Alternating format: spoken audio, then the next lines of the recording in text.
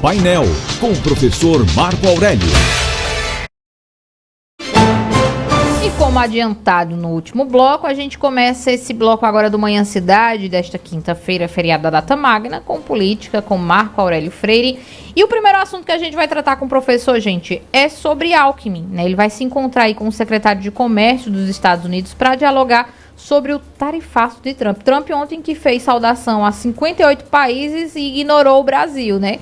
E aí, Marco Aurélio, o que é que a gente pode esperar dessa reunião? Bom dia. Bom dia, Laís. Bom dia, Vitor. Bom dia aos ouvintes do Manhã Cidade. Olha, realmente, o tarifaço de Trump está atingindo vários países. Em algumas declarações ele citou Brasil, Índia, China, entre outros. A gente já sabe que ele já atingiu o Canadá e México e China, que inclusive já retaliaram também. Mas o que o Alckmin quer, né? O Alckmin já percebeu isso. O governo brasileiro não fez como o chinês, o mexicano ou o canadense de já anunciar alguma retaliação. A ideia básica é o seguinte, é um diálogo, manter um diálogo. O Alckmin vai fazer uma reunião online, né, uma dessas videoconferências, com o Howard Lutnick, que é o secretário de Comércio americano, que equivale ao mesmo cargo do Alckmin. Lá nos Estados Unidos não tem ministro, eles são secretários. A ideia é tentar estabelecer um diálogo para fazer o seguinte, os Estados Unidos devem fazer, estão reclamando que o Brasil faz tarifas, cobra tarifas sobre muitos produtos, como por exemplo o etanol, o aço, alumínio, enfim, vários produtos que nós enviamos para lá. Na balança comercial eles estão ganhando da gente, ela é muito parecida, mas eles têm um superávit em relação a gente, uns 5 bilhões de dólares em geral. É quase um empate, mas eles estão na vantagem. O que o Alckmin quer é fazer o que ocorreu no primeiro mandato do Trump, que eles não façam as tarifas, não cobrem as tarifas, fazendo o seguinte, estabelecendo cotas de envio, cotas de exportação e importação. Se isso ocorrer, eles não precisam aplicar essas tarifas e não vai onerar, ou seja, deixar mais caros os produtos brasileiros e prejudicar os produtores aqui. Essa é a tentativa do Alckmin de trazer, né, o governo Trump para uma negociação. Se não conseguir, provavelmente o governo vai fazer o que os outros governos do planeta estão fazendo. Uma coisa, professor, que eu acredito que o governo brasileiro tem feito é esperar a efetividade das medidas anunciadas, né? Tem muita coisa anunciada. Todos os dias tem algum anúncio do Trump e ele está sempre no noticiário. Mas a efetividade, ou seja, quando aquilo realmente entra em vigor, é praticado, eu acho que tem muita coisa aí que não está em vigor ainda, está só no campo do discurso. Então, eu acho que o governo brasileiro tem uma certa prudência de esperar entrar em vigor para, a partir daí, de fato, tomar uma posição. Talvez o que o Trump tenha a intenção de fazer é aquilo que o Steve Bannon já falava, né? Que ele tem que estar ali produzindo conteúdo, estar sempre presente no noticiário. E é o que ele tem conseguido. Seguindo o que dita as redes sociais, né? De estar sempre em evidência ali. E ele sabe que tudo que ele falar vai se tornar uma polêmica, as pessoas vão comentar. Então, pelo menos assim, me parece muito isso, que é mais de estar tendo conteúdo para ser falado do que realmente estar colocando medidas efetivas, né? Sabe aquela coisa antiga, né? Fale bem ou fale mal, mas fale de mim, né? Então o Trump está sempre sendo falado. E a ideia que ele passa, né, professor, é que ele é uma espécie de colonizador do mundo. Né? Todo mundo deve algo a mim, né? Estão tirando vantagem dos Estados Unidos, mas isso está muito no campo do discurso. É preciso ver a prática de como que ele vai implantar esse tarifaço. Né? Sem dúvida. O que ele fez do dia 20 de janeiro para cá, quando ele assumiu, ou seja, um mês e alguns dias, ele assinou 100 decretos, mas esses decretos, a maioria deles precisam passar pela Câmara dos Representantes, a Câmara dos Deputados e o Senado americano. Ou seja, ele está fazendo governando por canetada e por bravata nas redes sociais ou pelas falas dele. Agora, quando algumas medidas começam a chegar, como no caso do Canadá e da China, eles realmente anunciaram digamos assim, a retaliação depois disso. Isso é uma prudência que tem sido tomada, mas o mundo está acompanhando atentamente essas falas do Trump. Inclusive, ontem ele falou em retomar o Canal do Panamá e em anexar a Groenlândia, que é uma ilha pertencente à Dinamarca, de qualquer jeito. Mas, assim, isso entre falar e tomar medidas, realmente vai um abismo. Marco, agora sim, muito se fala do Alckmin, né? Que a gente também não vê muitas medidas sendo anunciadas no Ministério do Alckmin, aquela coisa toda. Ele tem esse potencial aí de dialogar com um secretário americano de comércio para que as coisas sejam mais fáceis para a gente, tendo em vista do que vem acontecendo com países muito mais influentes do que a gente, né, como o próprio Canadá, o México, que está ali fazendo fronteira com os Estados Unidos e a China. O Alckmin tem esse jogo de cintura aí. Será que ele tem futuro como ministro, né? Estamos em meio a uma reforma ministerial. Olha, interessante. O cargo do Alckmin, às vezes, é cotado para ele perder, para ficar dançando na dança das cadeiras do ministerial, mas o Alckmin, ele tem um potencial muito grande. Como ele é o vice-presidente, acaba sendo muito favorável para ele.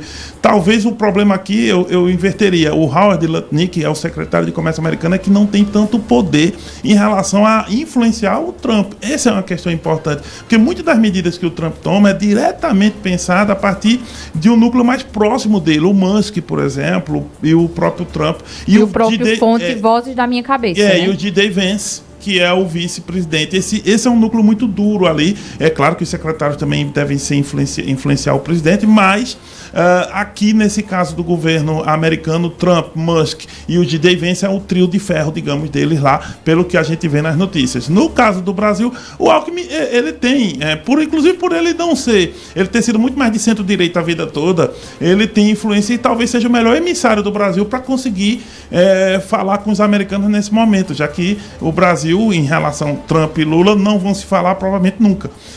Ou se forem se falar, a gente espera uma coisa como ocorreu com o Zelensky. Então, nesse sentido, o Alckmin pode tentar justamente esse ponto do diálogo e sensibilizar aí o secretário para que ele leve ao Trump dizendo, olha, não é pela questão ideológica, mas pelo comércio. O Brasil é um parceiro importante e não pode ser descartado. Somos a 8ª economia do mundo, então não é também tão fácil descartar um país como o Brasil de cara. No entanto, olhando para o Canadá e México, que são os maiores parceiros deles, a gente vê que eles estão dispostos a reescrever a história do comércio mundial a partir do que a gente está vendo que é uma guerra comercial se iniciando no mundo.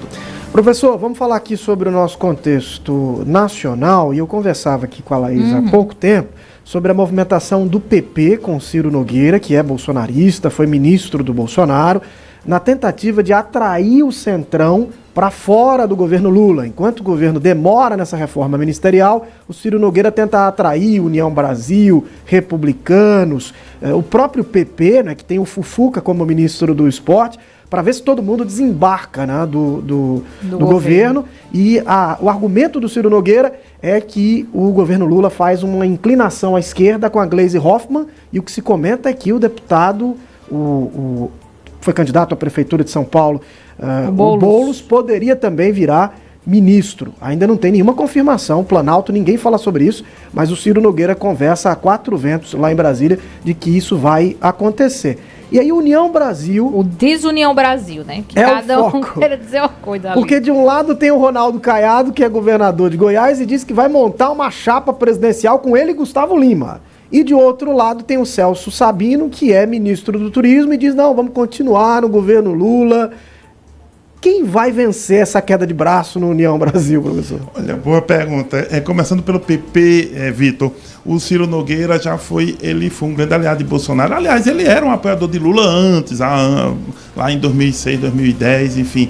Mas depois ele tornou-se um aliado grande. Um grande aliado de Bolsonaro, foi ministro também e é o presidente do PP, partido importantíssimo. Por isso ele vem fazendo pressão para que os partidos do Centrão desembarquem mais do governo. Agora, os partidos do Centrão, por definição, são sempre governistas. Em linha geral, isso não é de hoje, isso é desde a redemocratização do país em 1988, que o Centrão já estava na Constituinte e passou por todos os governos, do Fernando Collor, do Itamar Franco, do Fernando Henrique, do Lula, da Dilma, do Michel Temer e do Bolsonaro. Não tem jeito, o Centrão sempre vai ter alguém no governo, ainda que o partido todo, todos os partidos inteiramente não entrem. Isso é da natureza do Brasil e a gente tem até nome para isso na teoria política. Chamamos de presidencialismo de coalizão. Agora, no caso do União Brasil, como é que anda essa situação? É inusitado mesmo. União Brasil, como a gente viu até nos bastidores da política, brincam com isso, do desunião, o Ronaldo Caiado anunciou que vai ser candidato a presidente e que está fazendo aliança com o Gustavo Lima, que sequer entrou em um partido. E ele disse, não tem problema. O que a gente quer é o Gustavo Lima. Aí perguntaram ao Ronaldo, na cabeça, como presidente ou como vice? Ele disse, não importa.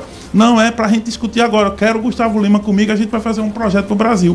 E, inclusive, no dia 4 de abril agora, daqui a um mês, o Ronaldo Caiado vai ganhar o título de cidadão baiano. E lá na Bahia, que é uma terra governada pelo PT há 20 anos, ele vai lançar a candidatura a presidente. Só que a Bahia também tem um dos maiores nomes da União Brasil, ACM Neto. Então, vamos ver, a ACM vai realmente bancar um pouco essa candidatura também. E, por outro lado, a parte governista do União Brasil, que existe também, o Celso Sabino já foi dizendo, em vez de a gente estar falando em Ronaldo Caiado, a gente devia estar disputando a vice de Lula. E aí, tá todo mundo de olho no cargo de quem? Do Alckmin. É exatamente esse o nó da política brasileira. Mas, assim, tudo depende também, sabe, da popularidade do Lula. Se ela melhora, os partidos ficam próximos. Se ela realmente piora, aí o Ciro e outros nomes de vários do Centrão vão começar a desembarcar. Quando o barco começa a afundar, né? Todo mundo sai. É isso. Tá bom, Marco Aurélio. É isso. Temos mais alguma coisa, Vitor? Não, é isso. É Vamos difícil acompanhar, porque todo dia é uma novidade, muita novidade. E nesse caso do PP, ainda tinha o Arthur Lira, né, que defendia a continuidade do PP no governo Lula, só que agora, depois que saiu da presidência da Câmara, parece que ele está inclinado ao desembarque. Então o Ciro Nogueira ainda ganhou essa força E a adicional. gente só está falando nacionalmente, né? Porque quando a gente puxa o recorte para Pernambuco, aí é que o negócio piora mesmo. Mas isso, como diz o professor, a conferir. Obrigado, professor Marco Aurélio Freire. Até amanhã. Até amanhã. Manhã Cidade. Painel com o professor Marco Aurélio. Manhã Cidade. Enquete.